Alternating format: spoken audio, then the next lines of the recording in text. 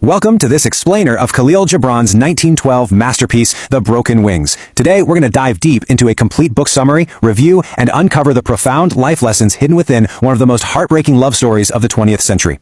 If you're a fan of Gibran's iconic work, The Prophet, trust me, you are going to be absolutely fascinated by this. It's a semi-autobiographical novella that literally laid the foundation for his entire philosophy. So what happens when true love collides with society, power, and destiny? It's a question that echoes right through the cedar forests of early 20th century Lebanon. And listen, this isn't just your standard boy meets girl story. No, this is a dramatic, high-stakes clash between the absolute purity of the human spirit and the oppressive materialistic cages built by human institutions. Part 1. A tragic love awakens. Let's step back in time and look at the story of Kahlil and Selma. To really set the scene here, I want you to imagine the majestic, sweeping landscapes of Bashari and the bustling, ancient streets of Beirut. And 18-year-old Kahlil Gibran has just returned from America, eager to reconnect with his Lebanese roots. And it's here, through his father's old friend, Faris Effendi, that he meets her, Selma Karami. Gibran captures this awakening beautifully, writing, "She was the Eve of my heart, who filled it with secrets and wonders, and made me understand the meaning of life." Selma wasn't just a passing crush. Her incredible spiritual depth and beauty became the exact spark that introduced Gibran to the poetry of real life.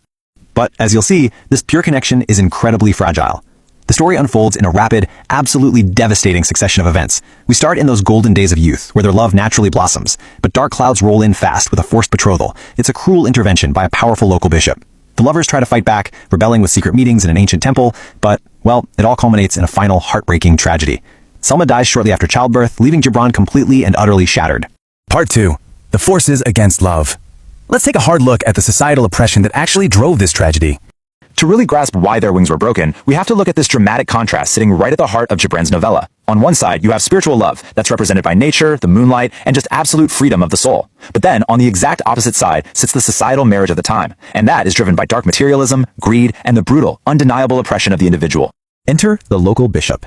This extremely powerful figure exploits his religious authority to demand that Selma marry his cruel nephew, Mansour Bey Ghalib. Now, the bishop couldn't care less about love or compatibility. He literally only wants one thing, and that's to seize the vast wealth of Selma's father.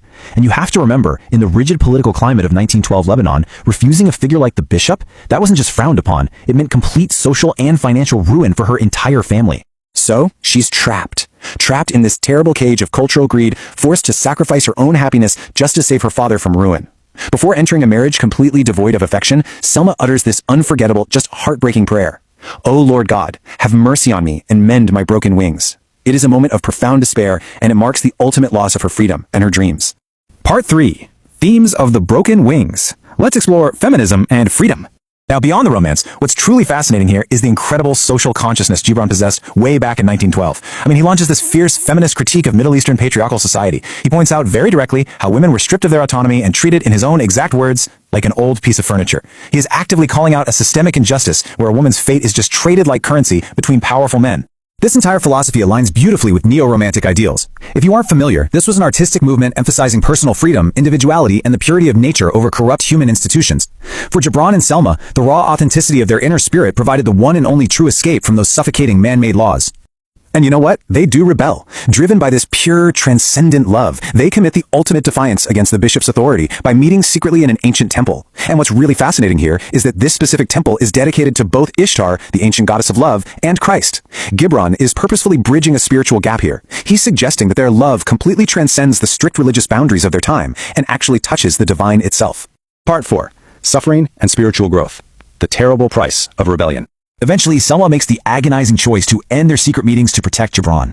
She sacrifices her only slice of happiness for his safety. But looking at their relationship through a psychological lens reveals something pretty incredible. Modern scholars actually often apply Carl Jung's concepts here. Think of Selma as the anima, that feminine spiritual spark that initiates Gibran's deep self-discovery. Through the absolute joy of knowing her, and in the intense pain of losing her, his mind achieves this personal spiritual balance that completely shatters the rigid norms of his day. There's also a deeply profound philosophical lesson hidden here, and it feels very Nietzschean. The idea that the true meaning of existence is often only understood by enduring profound pain.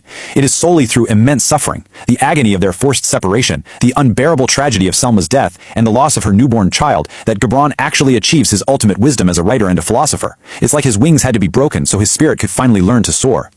Part 5. Timeless life lessons. The enduring wisdom of Gibran. So, what does this all mean for us? What are the ultimate life lessons you should take away from this explainer today? Well, first, true love transforms and elevates the soul. Second, the freedom of the human spirit outlasts any physical cage. Third, unjust traditions absolutely must be challenged. Fourth, deep suffering is often the harsh but necessary pathway to inner truth. And finally, material wealth, rather than bringing us happiness, often creates the absolute darkest spiritual prisons. And these themes, they are incredibly relevant today. Gibran writes, men, even if they are born free, will remain slaves of strict laws enacted by their forefathers. That message is so powerful and so enduring that recent, highly successful musical adaptations of The Broken Wings, both in the West End and in the Middle East, still use Gibran's exact words to challenge sexism and social stagnation, right now, in the modern day. The beautiful, tragic story of Selma Karami and Kahlil Gibran leaves us with one final, lingering thought.